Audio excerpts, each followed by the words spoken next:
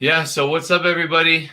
Okay, here we are. Now we're live on Instagram, TikTok, and YouTube. Thanks for being here, guys. I'm here to answer your international tax questions, your local U.S. tax questions, and to answer the questions that have been asked to me over the past basically week since we've done this call. What's up, Waco? Wave. So I'm going to be doing this live, and I have a number of questions I'm going to go through. If you have a question and you're watching about taxes or any business questions, marketing too, I love that. If I can answer it and give you a good answer, I will answer it. So comment below if you want to talk to a CPA and get a free consult for answers to your questions. That's what I'm doing this for. And it's fun. The TikTok people just jump in, jump out, jump in, jump out. I feel like it's you're constantly pressured to entertain people on the TikTok. It's crazy. So anyways, I do this every week. International tax consultant James Baker, and I'm going to get into some of the questions I've been asked over the last couple weeks. Like I said, let me know if there's any issues with the audio or the video or anything going on here. Okay. So question 1. I'm only selling on Etsy, but I need a reseller permit to purchase on Fair and Abound for wholesale purchases. What is the best website to do that? Great. So this is how reseller certificates work. If you need a resale certificate, it's because you don't want someone you're buying from to charge you sales taxes, and you're basically telling them that you are purchasing for the purpose of reselling. So if you need this, you need to go to the state. There's 50 different states, and I don't think every state does sales taxes.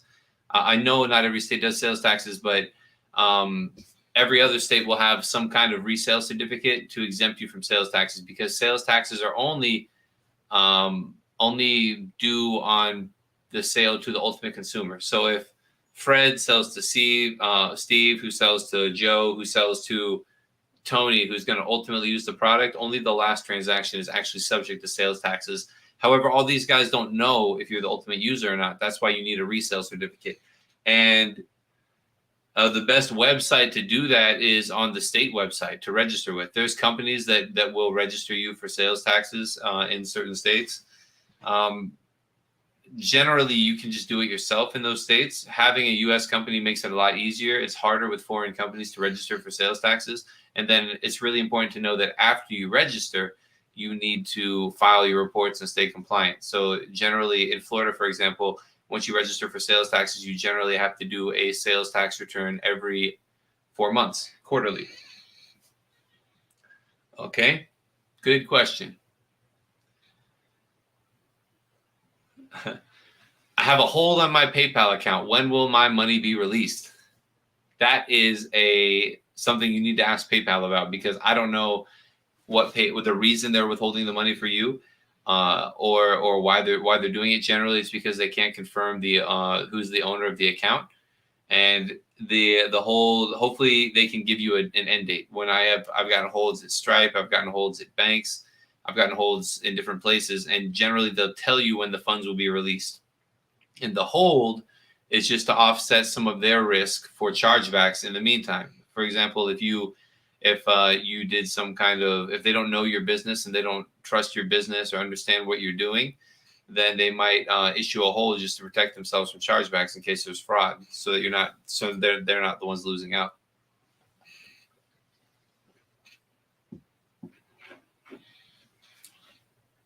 Danny, as a side note, I think check out the Telegram. I think there was a couple questions in the Telegram that we didn't that I said I was going to answer in the meeting. I think one about offshore companies or something.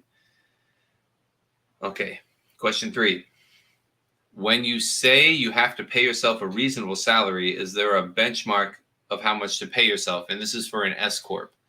So the determination, this is a great question. First and foremost, you can only have an SCorp if you are a U.S. person. So if you're a foreign person and you're not in the U.S., you can't actually have an SCorp.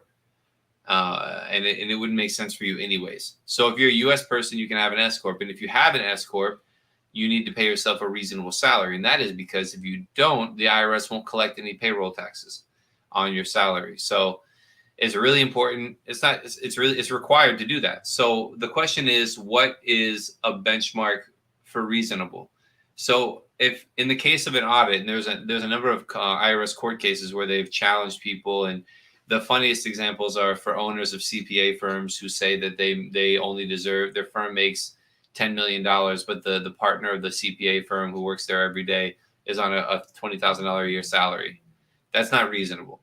If you have other employees that are doing a lot of the work, the reasonable the salary, the reasonableness can be lower to have a lower salary. If you're like, for example, a real estate agent and you have no other employees and you do everything yourself, that's good and bad. First of all, the salary generation is you can average out your time. So the time, how much time you spend a week doing secretarial tasks, how much time you spend doing high value tasks, and that's how you can justify a lower salary. You say, well, half of my time I'm answering emails and I'm checking mail and I'm doing administrative stuff, so it's worth less. So it's kind of, you can check the IRS website for some materials, you can check court cases, but it's really how much are your peers making for doing the same work at a company.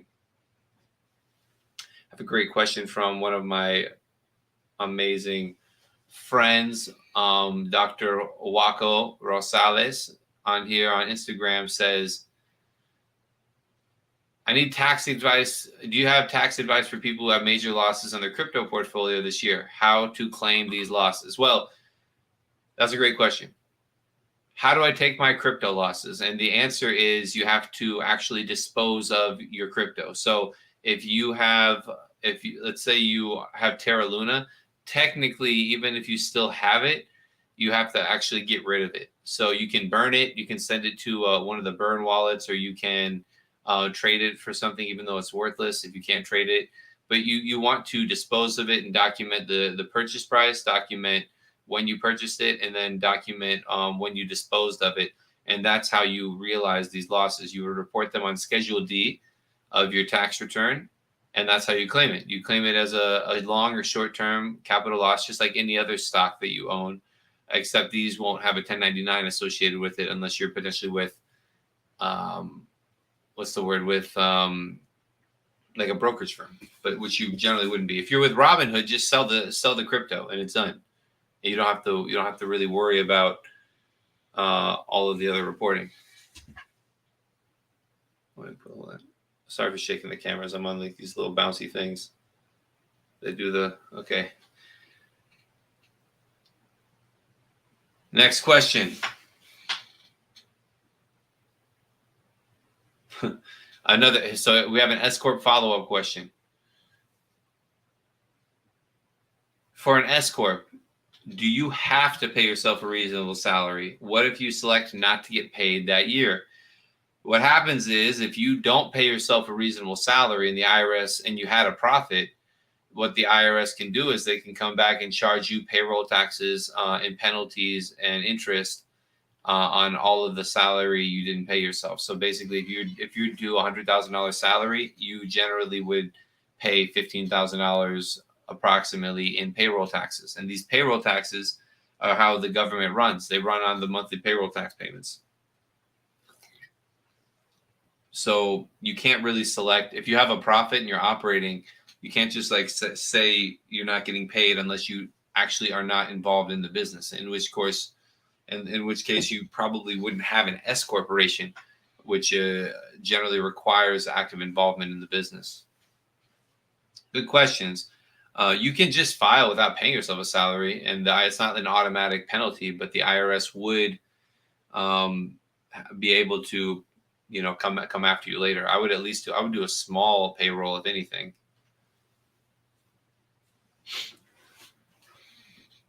Please compare LLC versus SCorp for a small business owner.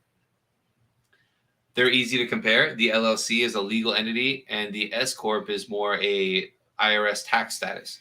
So if you have an LLC, it is just, you can have an LLC that pays taxes as an SCorp. But by default tax status, an LLC is a pass-through entity, just like an SCorp. So in order to compare them, I'll use myself as an example. Let's say I have an LLC and I make $100,000. On my tax return, I'm going to file a Schedule C on my personal tax return, and I'm going to pick up $100,000 of income, and then I'm going to pay payroll taxes on all of it, on 100,000. So I'm going to pay, let's say, $14,500 of payroll taxes. Half of that is deductible against my income tax, and then I pay income tax on it as well. If I have an S corporation and I pay myself a $50,000 salary, I'm only going to pay $7,000 in payroll taxes, half, and then the other $50,000 are distributions that can go to me free of self-employment taxes and payroll taxes. That's the main benefit of the S corp. So if you're a U.S. citizen or a resident and you're netting at least $50,000 or $60,000 and up, generally an S corp is going to be a better option for you. Most of my U.S. clients have S corps for one thing or another, but for an operating business, professional service business, there's a lot of benefits for using an S corporation. And there's different benefits for using the LLC. For example, an LLC, S corps aren't generally used for passive investments. Meanwhile, the LLC can be used to hold a piece of real estate, can be used for different stuff, more passive investments, more as holding companies. The S corp is really just for an active trader business. That's how the S corps are generally most beneficially used. Otherwise, if you use it for passive business, it will get its S status revoked. Share the live. Thanks for. Okay, so I have a question in the Instagram. If I'm a non-U.S. resident and a non-American, what are the taxes of U.S. income sourced to my LLC in Wyoming? That's a great question. So if I'm a non-resident, what taxes do I have to pay for my income generated from U.S. clients? That's the question, right? So the answer is you don't have to pay any taxes if you have no U.S. trade or business. So if you're doing marketing services or graphic design services or any kind of service from outside of the U.S., it doesn't matter if you have U.S. clients. You still don't have to pay U.S. taxes because you have no U.S. trade or business. It's just like I have clients all over the world. I have clients that pay me from everywhere. Let's say I have clients that pay me from Colombia and Argentina. I don't pay taxes in Colombia and Argentina. That would be outrageous because I don't have anything to do there. Just the fact of having an LLC does not mean you're doing business in the U.S. And there is a lot of case law to prove that. Once I get my stuff together, I get more organized, I'll do more technical research and I'll show you guys more of the technical stuff, the case laws and studies and stuff so that we can, so we can share more information. It just takes a lot of time and I barely have enough time to do these lives every week. But that's a great question. So you don't have to pay any taxes. Here's a good one. What other banks are there other than Mercury Bank available to get a debit card from a U.S. bank as a non-resident? So there's more U.S. fintech banks showing up every day. It's really just a tech platform built on top of a bank system so that it gets FDIC insurance and the bank has custody of the money, but the platform facilitates the custody of the money. So the other banks, I really like Relay Financial. It's updating and using a different banking partner. I also, it's relayfi.com. There's other companies like GlobalFi and Dula that are new fintech banks. I find them much more glitchy with less support, but eventually I imagine they'll be better. Dula specifically has a lot of backing, venture capital and stuff towards what they're doing. So I assume that'll be better in the future. I'm just giving you guys all the details. You can also take a trip to the US and open a bank account in person. There's different benefits for having a presential bank account. But the online accounts actually do work really quite well.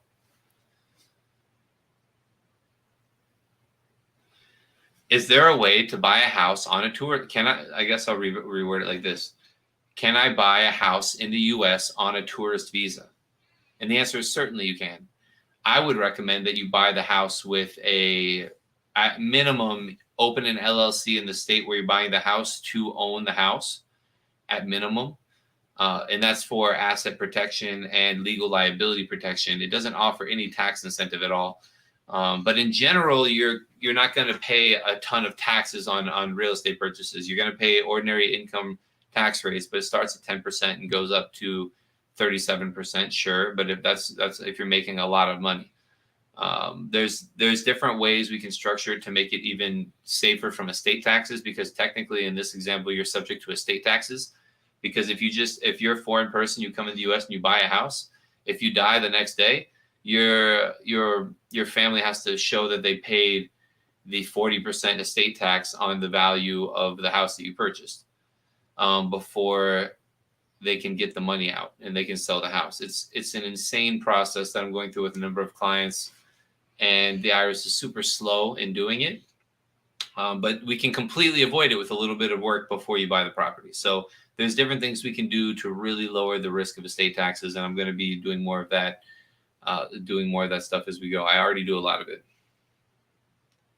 We had a question in the YouTube here. It looks like Wilson from Home Improvement. Give me a thumbs up. You can't see it on the YouTube. Here's my situation. I'm just going to read it. I'm a non-U.S. citizen resident. I'm Irish. I sell as an individual on Amazon.com. I also sell some courses on Udemy as an individual. I've completed WABEN for Amazon and Udemy. I reside in a country with a tax treaty, so they do not tax withholdings. They do not do tax withholdings, and I pay tax on my income in my home country in Ireland. I don't have offices or anything in the U.S. I'm unsure whether I need to file a 1040-NR to report income. I don't think you would need to file a 1040-NR. It would be, if anything, it would be a protective filing.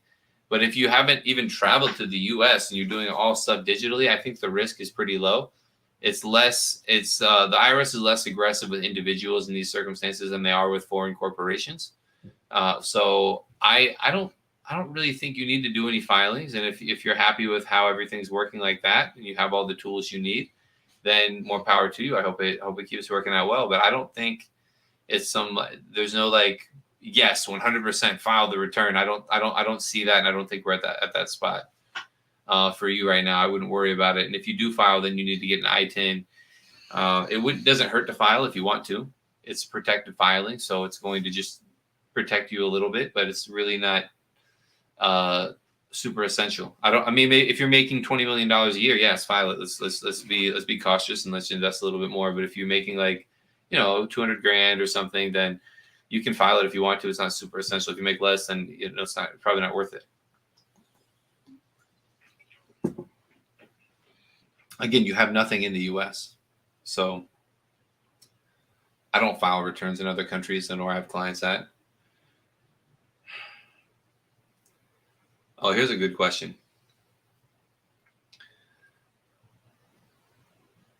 Are digital or physical banks more expensive? Or maybe the question should be for my marketing team. What's more expensive, the physical bank or the online bank? That's good. There you go. I think that's good. And I'm going to answer that for you now. 100% every day, the physical banks are more expensive. Mercury Bank and Relay Financial don't really have fees. Relay has a membership where I think it's $20 a month and all the wires are free. Nothing exists in physical banks. If I send a wire from Chase or Bank of America or any bank, they're charging at least $20, in some instances $40. I sent a wire last week to Panama. It cost me $45.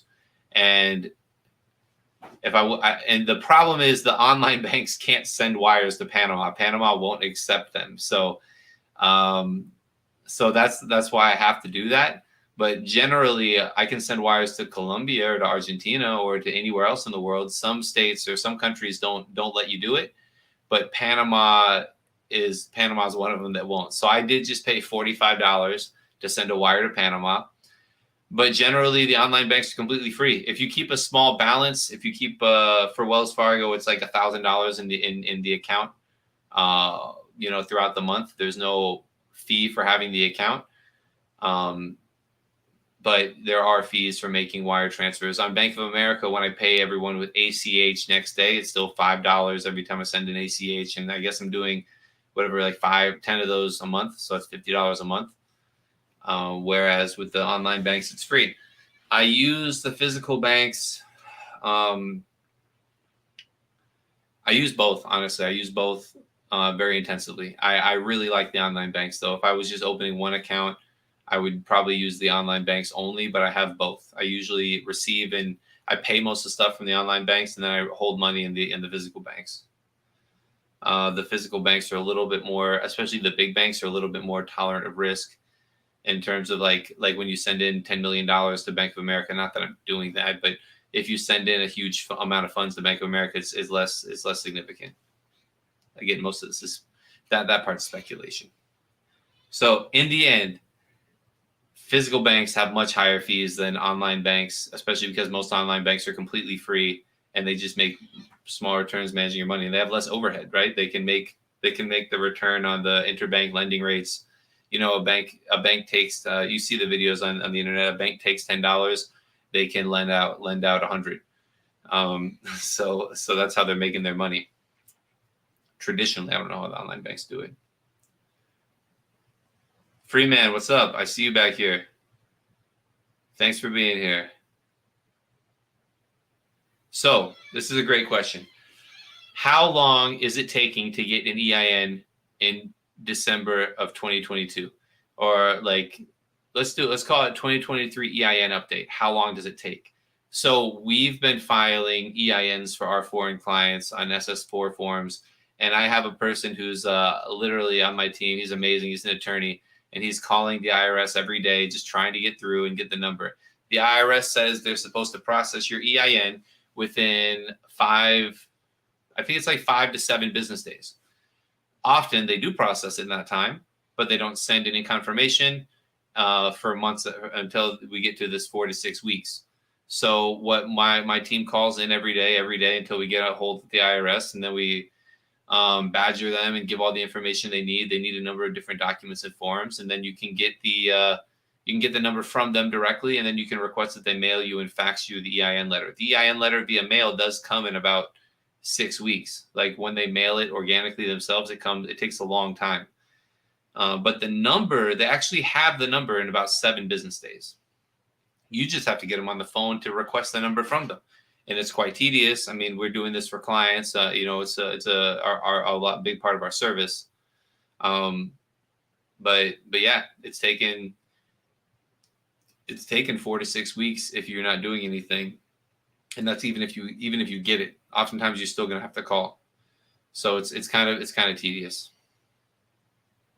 Hope that answers the question. I'm not doing this very well in terms of the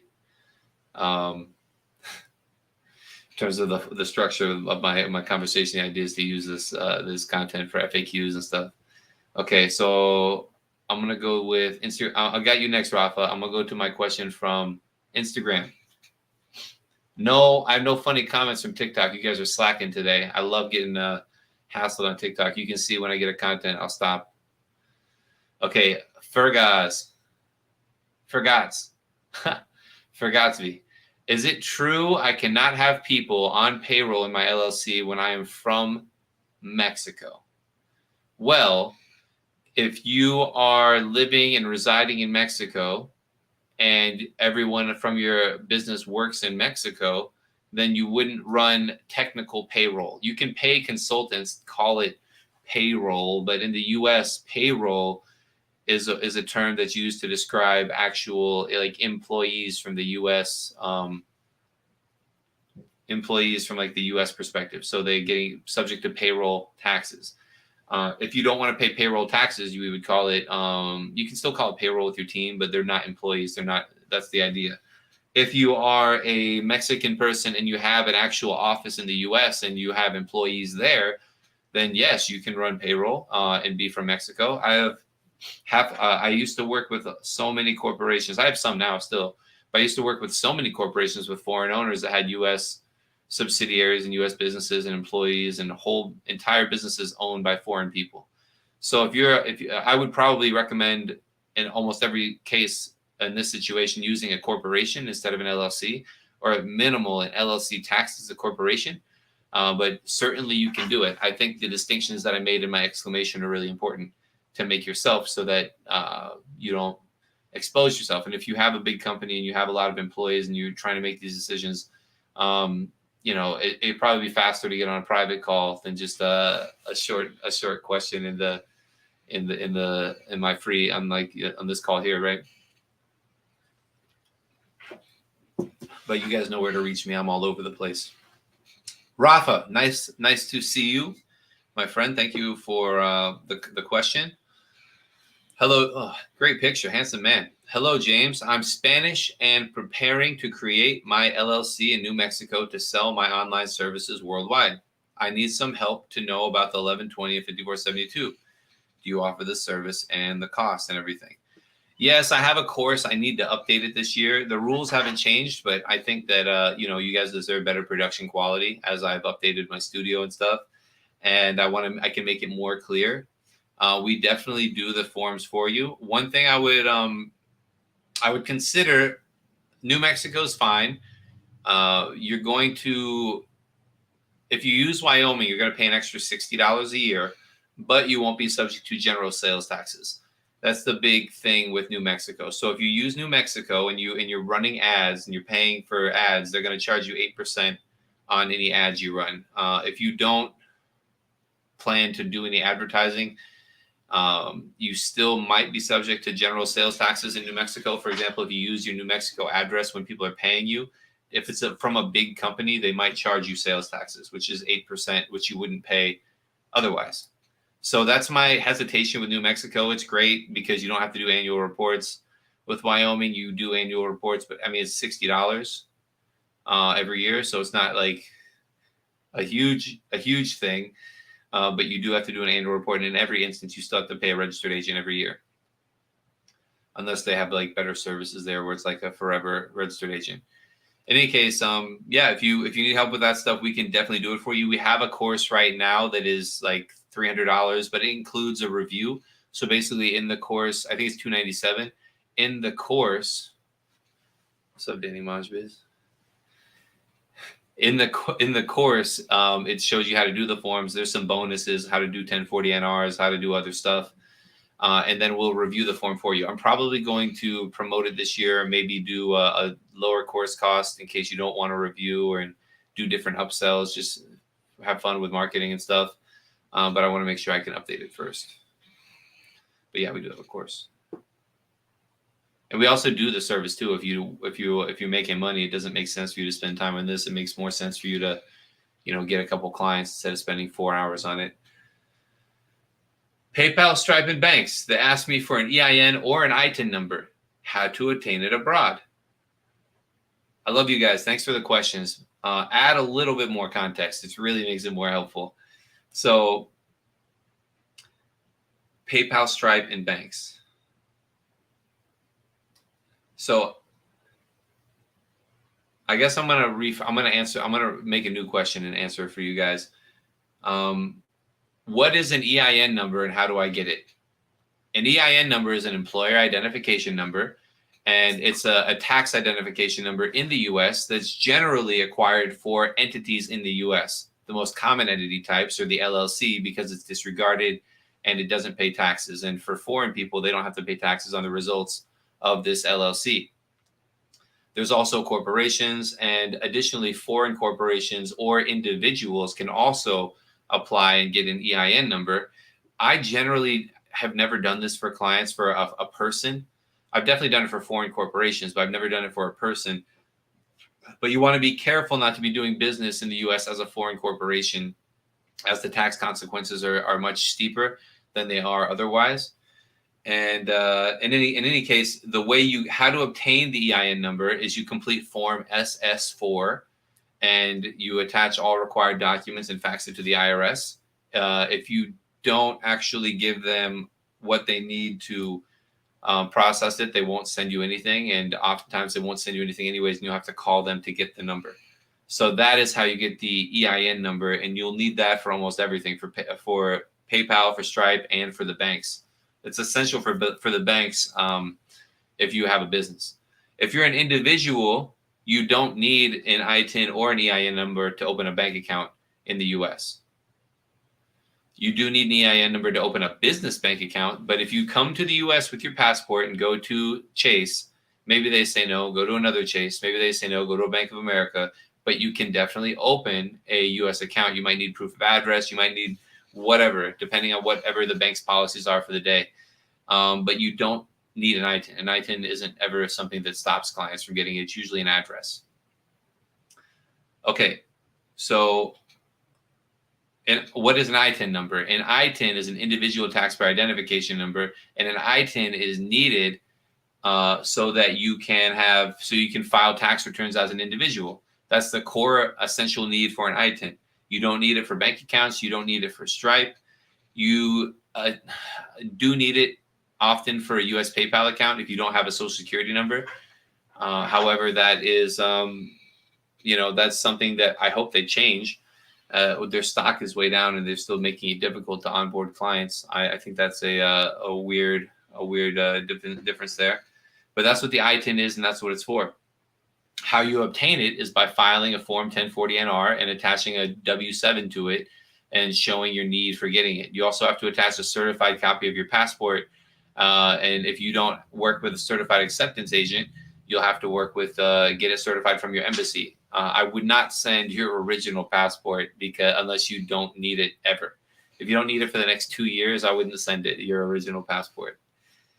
And that's how you obtain it abroad. It's the same abroad or local. You have to send the IRS some tax forms. Great question. How do taxes on trading work, like stock trading? And is it needed to set up an LLC? So if you are a non-resident and you live outside the U.S. and you're trading on a U.S. brokerage account, you're not subject to income taxes on your capital gains, which is the trading. If you have an LLC, you're not subject to taxes on your capital gains. However, if you die, your family will have to pay estate taxes on the stock that you own in order to get the funds out of the account. And it's a huge burden and headache, and it's expensive. The estate tax goes up to 40%. So that's kind of the caveat, I guess, the downside to having investment accounts in your own name is that you would be subject to estate taxes if you die. And I mean, it's not your problem, but if you have a family and you care about them, then maybe we can set up a different structure with an offshore holding company or something that will never die. So in terms of whether or not you need an LLC, I think I would more, from a non-resident perspective, it's more, should you invest in an offshore holding structure in order to avoid estate and income taxes? Now, should I form an LLC for my stock trading if I'm a U.S. citizen? So we're talking about U.S. citizens and U.S. residents now. And if you are a day trader and you're a qualified trader and you are doing all of the criteria, which this video isn't highly technical, I'm not prepared for this question now. There are a lot of good videos on YouTube, but to keep it very simple for you, if you spend a number of hours every day making trades and actively stock trading, then you probably qualify as an actual trader, and this will allow you certain benefits. You can take your business expenses against your income, where normally it's just capital gains and capital losses. That's one of the big benefits. You can take expenses. You can qualify for different retirement plans for your business, and you basically get the benefits of having a business and not instead of just having capital gains and losses. Because when you're day trading, it's all short-term losses and gains anyways, so it's still taxed at ordinary income rates. So for most real active traders, having an LLC and filing as an active trader is only going to benefit you, since you're going to be paying taxes at the same rates, and you're going to be able to take expenses against the income that you generate. Again, there's a lot of good videos about it on YouTube, and this is going to be a short video telling you that, yeah, you should look into it at another long video. There's some people who have really awesome content on trading. My focus is more international. So if you want to buy an offshore, an Airbnb in Nicaragua, then yeah, call me for that.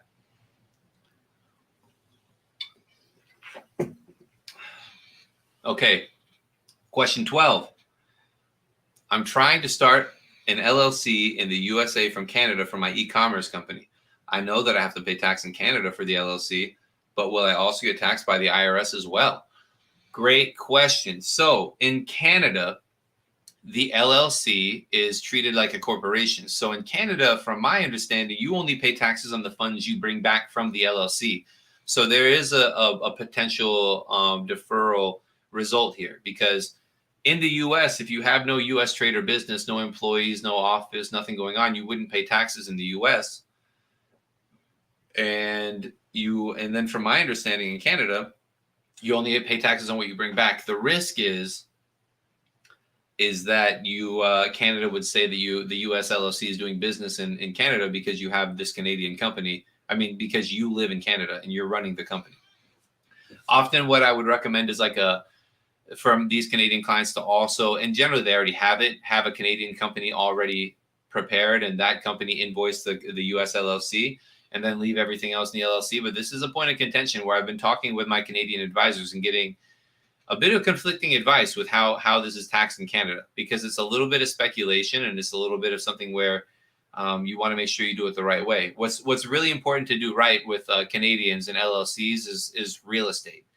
And especially when you have dual citizens, it's very tricky as well. But if you're a Canadian person investing in real estate, you will pay tax in the US, and you might not get credits for the taxes that you pay in Canada. So in those instances, I would consider using a US corporation instead, so that the taxes match up, so that you're paying tax in the US, but you also get a credit for anything that you pay in Canada because it doesn't pass through. So the timing is really important. It's really particular for Canadians, and it's important to have a meeting with your Canadian and US advisor to really look at your specific facts and circumstances, because it is a little bit tricky. But in general, I think I answered the question. If the same principles apply, if the LLC doing e-commerce does not have a U.S. trade or business, it wouldn't be subject to tax in the U.S. Great question. Amazing. I love you all. I answered all my English questions I had written. Now's your chance to ask me another English question, or be prepared to listen to me talking in Spanish, because I need to go to the Spanish channel and answer all the questions in Spanish. It's that's it. If you don't have any questions, if you want to be aware of when these calls are coming up next week, we have a Discord group and a Telegram group. You can definitely join those groups. But yeah, if we don't have, thanks, Danny. If we don't have anything else, I do have to go to the Spanish channel. This was a good 40 minutes. Oh, here we go. Finally, we got some hard ones. Simone, hi, James. Would it be possible for a U.S. tax resident to set up a company and a trust outside of the U.S. to get around the CFC rules, as this separates what I own? Great question. Now we're getting into the good stuff. So when a U.S. person sets up a foreign trust, everything contributed to that trust, it would change the categorization of the foreign trust for it to be a grantor trust instead of a grantor trust. So all of the results from the trust pass through to the U.S. It's hard to be the beneficiary of a trust, of a grantor trust, and defer stuff. In my experience, there's the best way to get around CFC rules is to use foreign people to own the companies, and that means you're giving up ownership of the company on paper. That's the only way to get rid around the CFC stuff. The trust just complicates it and increases the risk of issues if the IRS decides to audit you. There's going to be a ton of questions. There's going to be a lot going on, and it's going to be expensive to deal with. And generally, when people are setting up foreign trusts, it's more for asset protection and privacy purposes than it is for tax purposes. I definitely. Oh, thanks for. I'll get that, Daniela.